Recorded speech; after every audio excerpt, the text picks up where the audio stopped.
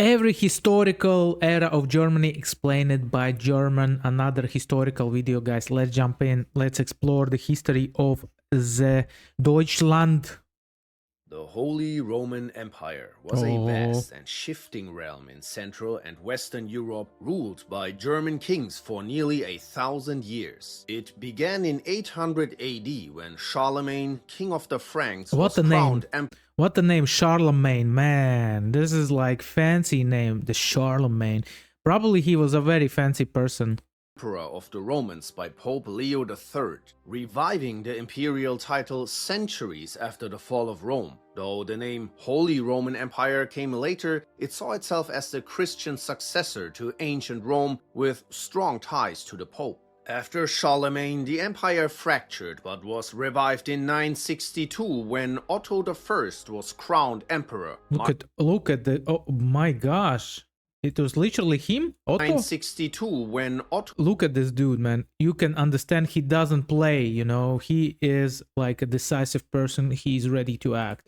Otto I was crowned emperor, marking the true start of the Holy Roman Empire. It was never a centralized, stable state, but rather a collection of territories, including the kingdoms of Germany, Italy, Bohemia, and Burgundy. Italy, the emperor was elected by German princes, and while the empire reached its peak under the Hohenstaufen dynasty in the 13th century, internal power struggles, external threats, and the rise of regionalism led to decline. The empire also saw waves of German migration eastward, influencing regions like Poland and the Czech lands through settlement and cultural assimilation. By the 18th century, the growing rivalry between Austria and Prussia defined its internal politics. I wonder why there was even rivalry between Prussia and Austria. Can anybody explain me? Because like you're this, as I understand, you're the same people, you know, like you both speak German. So why was what was the problem of, you know?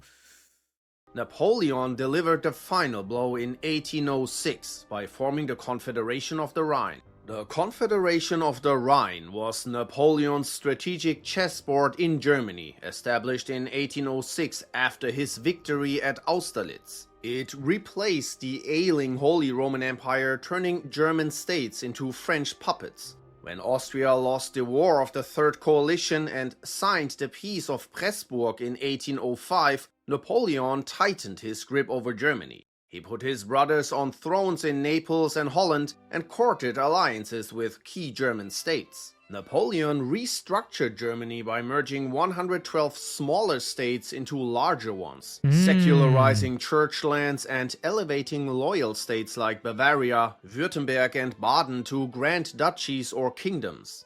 Wait, you wanna tell me that Germany was occupied by France? This is what you're trying to tell me?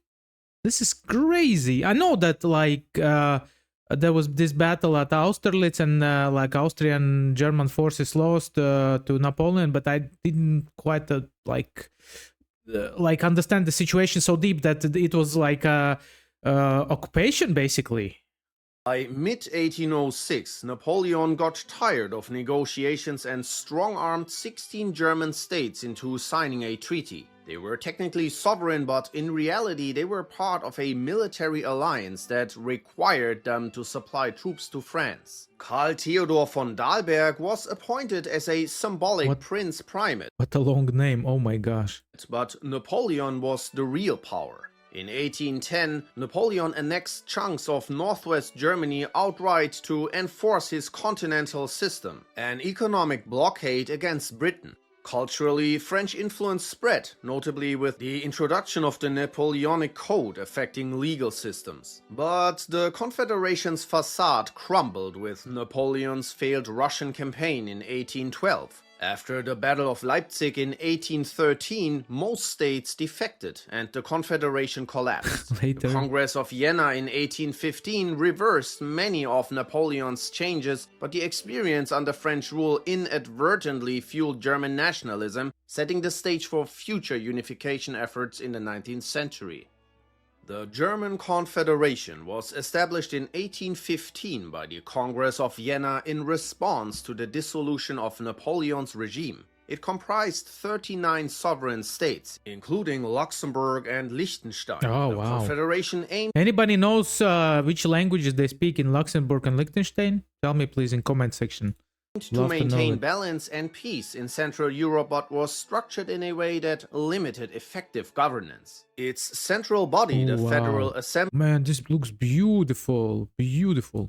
convened in Frankfurt and was presided over by Austria. However, decision-making was hindered by the requirement of unanimity, making significant reforms nearly impossible due to the diverse interests of its members. Federal law was supposed to supersede state law, and there were obligations for collective defense, but this was hindered due to political disagreements, especially between Austria and Prussia. The Confederation's stability was further tested by the revolutions of 1848-49, which sought liberal, democratic and nationalistic changes. Although these movements failed to establish a unified German state, they highlighted the need for reform and contributed to the growing idea of German unity. Otto von Bismarck, appointed as Prussia's statesman in 1851, navigated this political landscape with a different strategy. Also, talking about revolutions, that was a big year of revolutions. Not only revolution happened in Germany that year, but it happened in other countries also. In Spain, France maybe, and in Russia they fought to make a revolution, you know, this like декабристы, восстание декабристов, something like that it was, as far as I'm concerned. Economic strengthening of Prussia. Bismarck's policies, including economic Wait, I stopped over here. Okay. rather than diplomacy or consensus, led to military and economic strengthening of Prussia. Bismarck's policies, including economic concessions to the middle class and the expansion of the German customs union, laid the groundwork for Prussian dominance. This period was also one of cultural flourishing in Germany, with philosophers like Hegel, poets like Goethe, and composers like Beethoven contributing to a rich cultural legacy. Economically, this era saw advancements that would later support the unification process. The end of the German Confederation came with the 7 Weeks' War of 1866 between Prussia and Austria. Prussia's victory in this conflict led to the dissolution of the Confederation under the Treaty of Prague. The North German Confederation was a significant milestone towards German unification, created by Prussia after the exclusion of Austria following the 7 Weeks' War. It included all German states north of the Main River and Hohenzollern territories in Swabia, but not the southern states like Bavaria, Württemberg, Baden and Hesse-Darmstadt, which remained independent. The Confederation was initially a military alliance under the North German Confederation Treaty, but evolved into a constitutional monarchy in 1867 with the Prussian king as the head of state. You know, it's funny how people nowadays cry about unstable times, uncertainty. Take a look what happened during these years, yes, while all the shit was happening and the government was changing in Germany, yes, and it was trying to create one government, yes, and tell them how do you think how did people felt back then? There was no pensions probably. There was no social security. People were uncertain all the time, man. Back in the day, life was all about uncertainty, I think. Certain was only people who were like middle class upper, you know. Even them, yeah, probably. Legislative power was divided between the Parliament and the Federal Council, representing the states, a cooperation between conservative and liberal elements towards national unity. Tensions with France, especially over the Spanish throne, led to the Franco-Prussian War in 1870, making the southern German states align with the Confederation. This conflict accelerated the transition to the German Empire, with a new constitution effective from January 1871, and Wilhelm I proclaimed German Emperor at Versailles. The North German Confederation thus not only laid the legal groundwork for modern Germany, but also fostered a unified cultural identity among its states. The German Empire, also known as Imperial Germany or the Second Reich, spanned from 1871 after German unification until its dissolution in the November Revolution of 1918. It incorporated the southern German states into what was the North German Confederation, excluding Austria and Liechtenstein. Wilhelm I from the House of Hohenzollern was declared German Emperor, with Berlin as the capital, and Otto von Bismarck served as the first chancellor. The empire consisted of 25 states, each with its own nobility. Wait, why it was called empire? And I don't remember why even like empires are called empires, because they are have what? Why? Like Russia, despite being one of 4 kingdoms, dominated both in population and territory, and its king also held the title of German Emperor. This era was also marked by the Kulturkampf, a clash between the state and the Catholic Church, and significant contributions to arts and philosophy, solidifying German cultural identity. Rapid industrialization and urbanization transformed Germany, making it a leading power in science, technology, and industry. By 1913, Germany had the largest economy in continental Europe and the 3rd largest in the world. It also had the longest railway network in Europe, the world's strongest army, and a rapidly expanding navy that by the early 20th century was second only to Britain's Royal Navy. Bismarck. All right, guys. Quick question for the people about the German helmets, okay? Why did German helmets had this thing on them? Let me know your version in comment section, but first pause it and then write it without checking Google or something. Please, just let's play this game. Let me know your versions, okay? My version, yes. I just know. Yeah, so after you wrote it, you listen to me.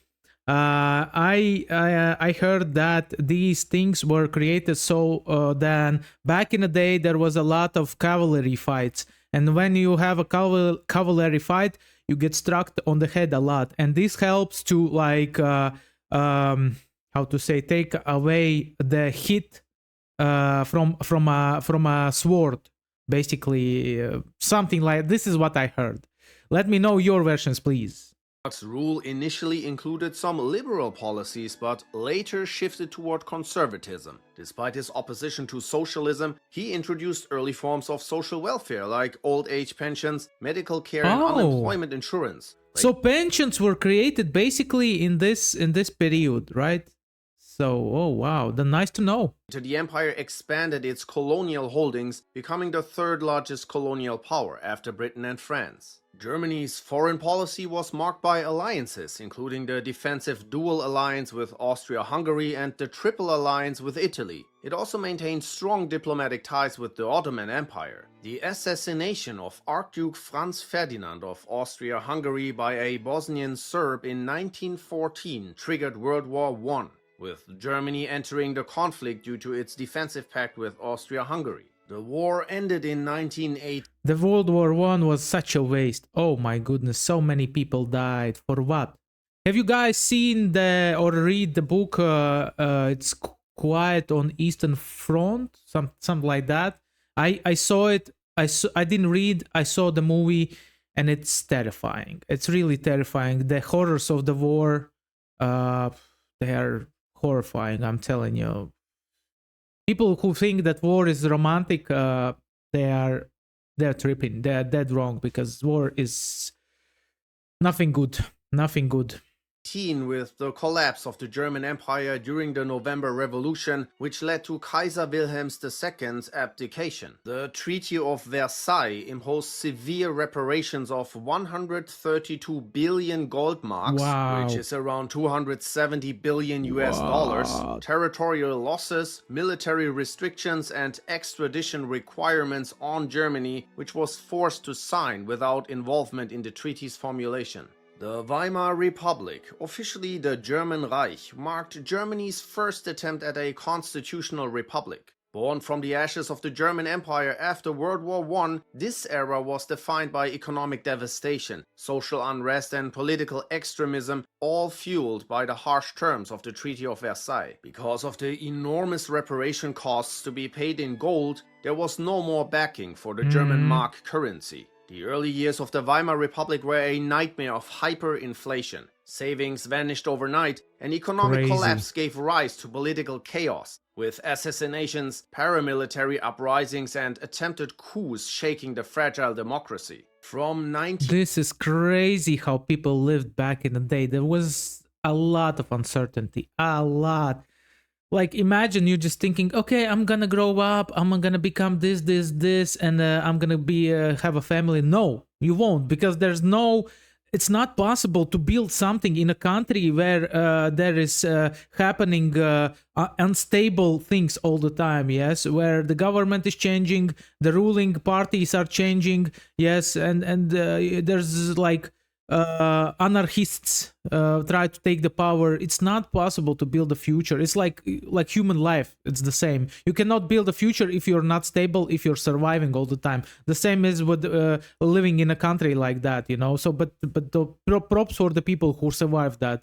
Those crazy, man. Hyperinflation, unstable times. Oh my goodness. 1922 to 23, Germany faced one of the most horrific inflations the world has ever seen. Unemployment, hunger, high suicide rates, corruption, anarchy, and chaos marked this period. Prices doubled almost daily for 20 months. A loaf of bread cost 2 billion marks. The Great Depression of 1929 turned the crisis into a disaster, almost bankrupting Germany completely. Unemployment skyrocketed, the middle class was wiped out, and desperation spread like wildfire. Amid this turmoil, President Paul von Hindenburg relied on emergency decrees to support chancellors like Heinrich Brüning, Franz von Papen, and Kurt von Schleicher. But their efforts couldn't stop the growing influence of radical movements, particularly the Nazi Party. In January 1933, Hindenburg appointed Adolf Hitler as chancellor. Within weeks, the Reichstag Fire Decree and the Enabling Act gave Hitler unchecked power. That was such a bold move. As far as I understand, that basically Nazi Party made this fire happen. As far as I heard, yes. And then after that, they blame it on the communists, and then they gain more power. This is what I heard. Dismantling democracy and paving the way for a totalitarian regime. By March 1933, the Weimar Republic was dead, replaced by the dictatorship of the Third Reich. Nazi Germany, officially the German Reich, existed from 1933 to 45 under Adolf Hitler and the German National Socialist Workers' Party, transforming the country into a totalitarian dictatorship. The regime referred to itself as the Third Reich, presenting itself as the successor to the Holy Roman Empire and the German Empire. After Hitler's appointment as Chancellor in 1933, the Nazis swiftly dismantled opposition and consolidated power, literally eliminating every person, every group of people who are against the party, eliminating all the books, eliminating all the other sources of information that could influence people's mind, to grab the control over the people, you know, and start like just owning them, you know, owning their mind. That's what they did. Following President Paul von Hindenburg's death in August 1934, Hitler merged the presidency and chancellorship, becoming the sole leader. His word became law, and the government turned into a chaotic power struggle among Nazi factions. Amid the Great Depression, the regime restored economic stability through deficit spending, massive public works like the highways, and a rearmament program that rebuilt the military. State investment was intended to stimulate demand for goods, expand income, and lift Germany out of economic recession. A new currency and monetary system based on labor treasury certificates stabilized the economy further and created jobs, fueling national support for the regime. Hitler framed National Socialism as a fusion of socialism for the common good without globalism and nationalism without capitalism, while maintaining property rights for German citizens. However, this ideology quickly descended into extreme forms of racial and ethnic persecution. Eventually, Hitler's aggressive foreign policy led to the annexation of Austria, the Sudetenland, and the invasion of Poland in 1939, igniting World War II. Nazi Germany's military campaigns initially brought territorial gains, but eventually stretched the nation's resources and led to its defeat. By May 9... That was crazy what they did. I'm telling you, like to occupy Europe like that so fast also. You know, taking over France using pervitin, as I heard, you know, and then they took over Latvia. They took over, like, it's not a surprise that they took over Latvia, okay? Yes, but I'm just saying that I'm a Latvian, and my grandmother lived under Nazi rule, and my grandmother lived under Soviet rule. So she was a tough woman. Literally, I'm a pussy if we compare it to my grandmother, because she survived such a tough time. She went through war, Second World War. She survived three occupations, yes, Soviet Union, Nazi, and Soviet Union again, and she's still here, man. She was a legend. My grandma was a legend. And she was telling me about Nazi officers, how they treated her. By the way, Nazis even lived in my county house. Basically, during the Second World War, I have a county house nearby the border with Russia, and they lived there, and they were having parties there. My mother was telling these stories that my grandmother was telling her about. You know, imagine this, wow. Yeah. 1945, Germany surrendered unconditionally. Allied occupation. The collapse of Nazi Germany in 1945 led directly into the Allied occupation period, during which Germany was divided into 4 zones controlled by the United States, Soviet Union, United Kingdom, and France. This division was not just territorial but ideological. And also, how crazy is that they split Berlin to 4 parts? I understand they could they split Germany to 4 parts, yes? But they literally took the city and they split it on the four parts. And the whole region was under Soviet rule. And there was this thing when the Soviets closed down the corridor of food to this part of Berlin, right? And like United States did this airdrop operation where they were sending in the planes, dropping food all the time. This was crazy times, man. I'm just thinking about that, and it's so unrealistic. It's like fantasy world, you know. And France. This division was not just territorial but ideological, foreshadowing the Cold War's division of Europe. The Allies pursued denazification, aiming to remove Nazi influence from society. No chance. This included the Nuremberg trials, which prosecuted top Nazi leaders for war crimes. However, the extent of denazification varied, with Western zones eventually prioritizing economic recovery and Cold War alignment, while the Soviet zone conducted a more thorough purge. Economic rebuilding was a priority, particularly in the West, where the US launched the Marshall Plan in 1948, helping stabilize Western Germany and integrate it into the capitalist bloc. Meanwhile, the Soviet zone implemented socialist reforms, including land redistribution and nationalization of industry, deepening the ideological rift. Berlin, though within the Soviet zone, was also divided among the Allies and became a key Cold War battleground. Also, for people who don't know, that Putin, the president of Russia, like the dictator of Russia, was serving his in Dresden. He was like an agent, KGB agent there, working in Dresden. A key Cold War battleground. The Berlin blockade saw the Soviets attempt to cut off Western access to the city in response to Western economic policies. The Western Allies countered with the Berlin airlift, supplying West Berlin by air until the blockade was lifted.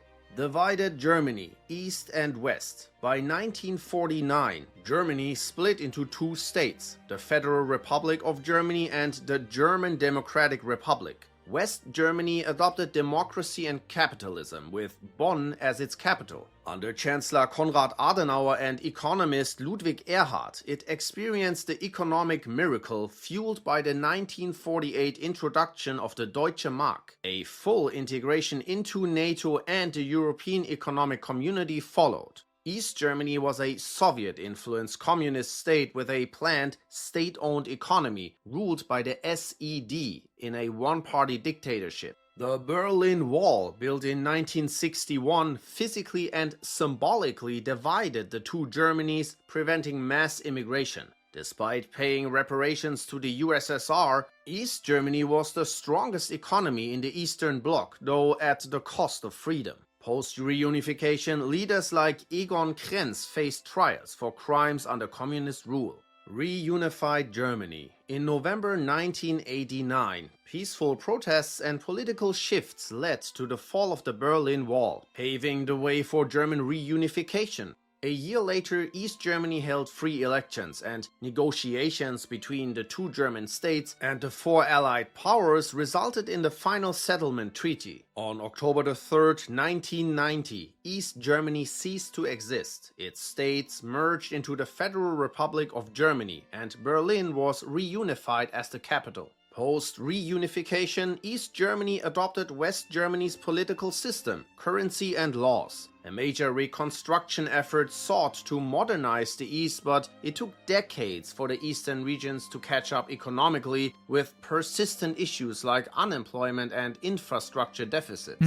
Socially, differences in life under communism and capitalism still shaped perspectives, while the legacy of the Stasi, the brutal East German secret police, loomed over public life. Germany has since become a key player in the EU, known for climate leadership, technological innovation and diplomacy. Migration, especially the 2015 refugee crisis, sparked debates on integration and identity, influencing politics. Germany remains a strong NATO ally, focusing on economic and diplomatic influence on the world stage.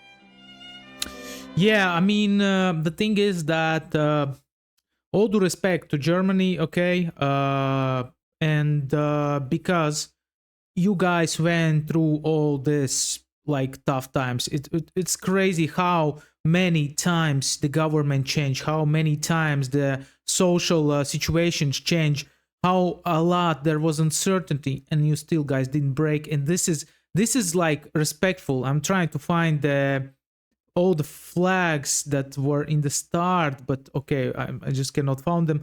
You know, like, it's shocking how a country that went through this destruction could come back, you know, and be more powerful and build bright future for their, you know, for their people.